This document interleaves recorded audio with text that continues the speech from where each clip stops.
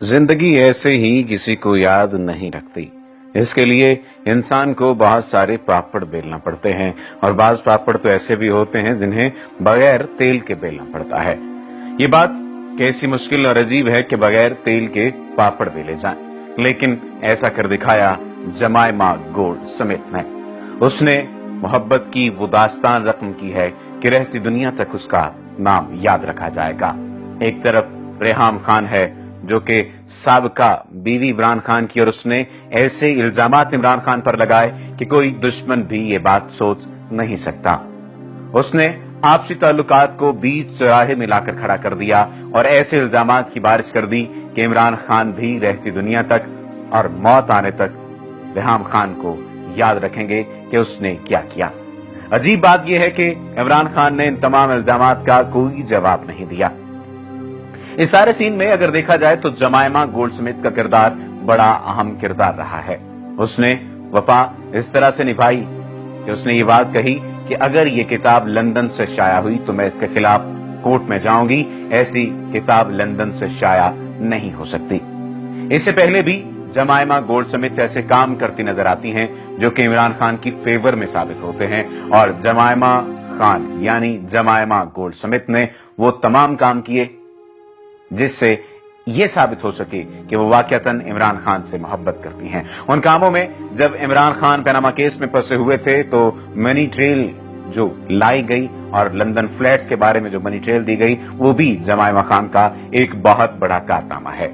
आज की इस वीडियो में हम आपको जमाइमा गोल्ड स्मिथ यानी जमाइमा खान के बारे में बताएंगे, लेकिन अगर आपने अभी तक हमारे चैनल को सब्सक्राइब नहीं किया तो सब्सक्रिप्शन का बटन दबाकर सब्सक्राइब कर लीजिए।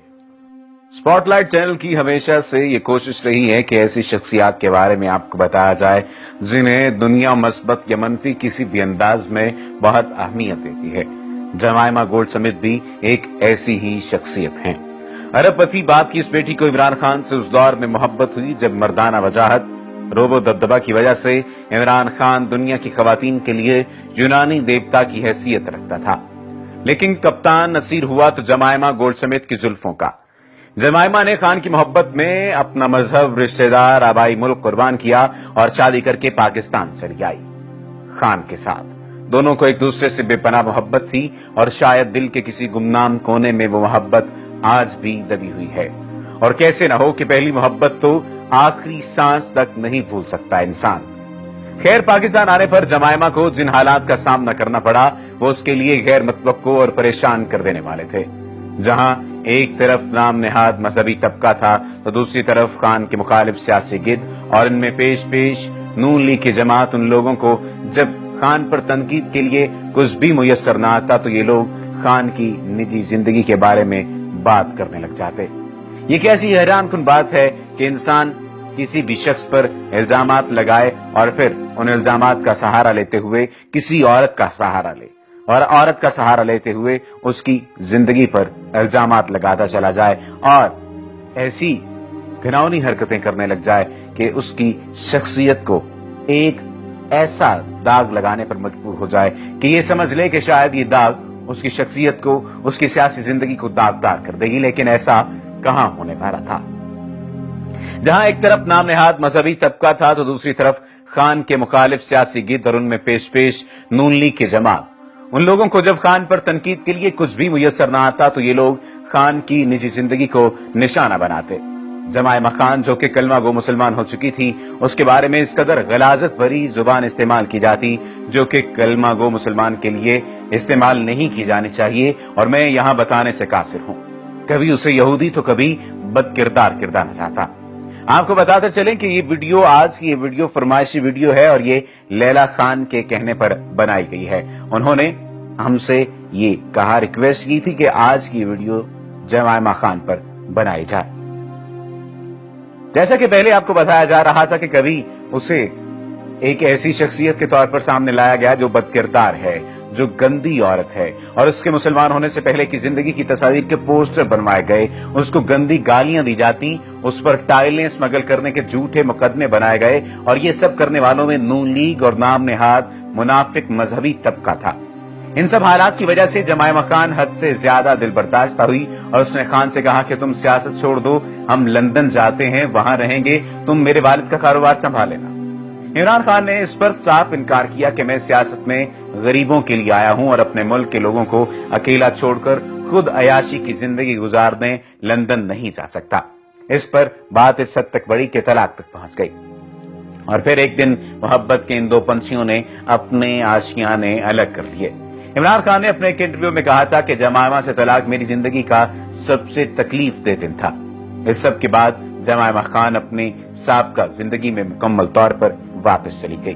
نون لیگ کا یہ ماضی رہا ہے کہ یہ کردار غلاظت کی اس حد تک چلے جاتے ہیں کہ جہاں کوئی انہیں کمپٹیشن دینے والا بھی نہیں ہوتا، کہ یہ نون لیگ ہی تھی جس نے 90 کی دہائی میں محترمہ نصرت بھٹو اور بے نظیر بھٹو کی قابل اعتراض تصاویر نہ صرف اخباروں میں چھپوائیں بلکہ پوسٹر بنوا کر ہیلی کاپٹر کے ذریعے پھینکوائے گئے۔ کبھی کبھی میں سوچتا ہوں کہ وہ کیا منظر ہوگا روز حشر کے دن جب اللہ کی عدالت لگی ہوگی اور جمائمہ خان کا نام پکارا جائے گا اور اللہ رب العزت اس سے سوال کریں گے کہ تو نے کیوں اسلام کو اختیار کر کے چھوڑ دیا، تو جب جمائمہ خان جواب دے گی کہ تیرے اپنے ہی مسلمانوں نے مجھے قبول نہ کیا بطور مسلم، یہی مسلمان تھے جنہوں نے صبح و شام مجھے میرا ماضی یاد دلایا، تو اس وقت نون لیگ والے اور نام نہاد مذہبی طبقہ کہاں سر چھپائے گا؟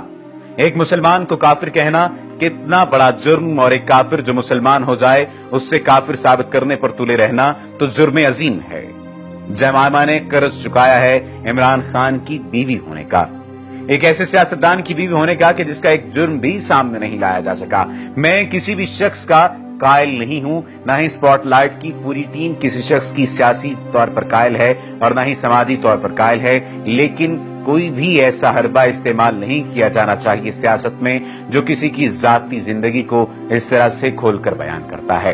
اگر نون لیگی ارکان جمائمہ خان کے بارے میں بات کرتے ہیں یا ریحام خان کے بارے میں بات کرتے ہیں اور پی ٹی آئی کے اراکین یا پی ٹی آئی کارکنان مریم نواز کے بارے میں بات کرتے ہیں تو یہ انتہائی غلط حرکت ہے، ایسا نہیں ہونا چاہیے۔ جیمز گولڈ سمتھ کے بارے میں بات کریں جو کہ جمائمہ کا باپ تھا، تو جیمز گولڈ سمتھ برطانیہ کا سب سے بڑا بزنس ٹائکون اور ایک سیاستدان تھا۔ وہ بندہ تھا جس کے کل اثاثات کا تخمینہ 10,000 ملین امریکی ڈالرز میں لگایا جاتا ہے، نیو یارک سٹاک ایکسچینج اور وال سٹریٹ کا سب سے بڑا سرمایہ کار۔